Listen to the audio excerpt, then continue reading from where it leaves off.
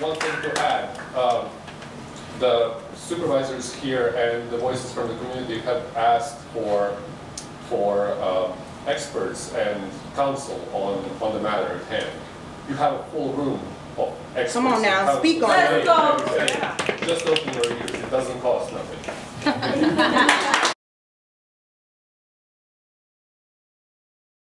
I don't understand all of this stuff, you know, but I did read an article about the monitoring program. I have to say that I'm quite ignorant about a lot of these issues.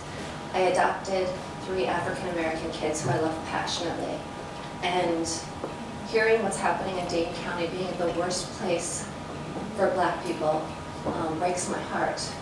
I either have to move to Sweden or become active.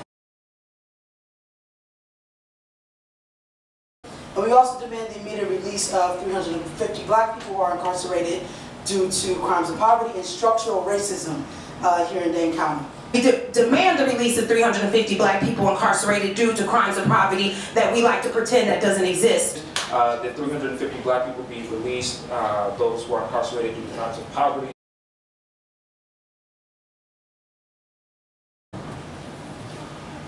We demand the release of 350 Black people incarcerated for crimes of poverty. These are crimes like homelessness, like drugs, like theft.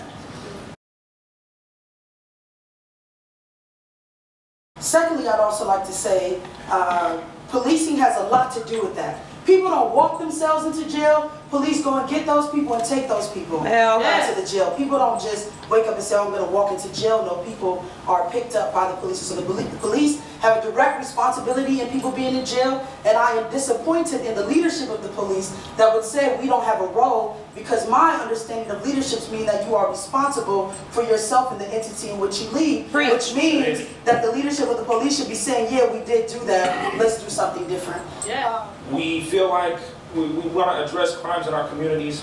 There is an unsafe overflow area in the jails. We recognize that. We have a solution. Don't put people there. Don't put people in those unsafe areas. Yeah. If you were at capacity, would you put people in random corners and just seal it off and hope that it suffices? No, you wouldn't.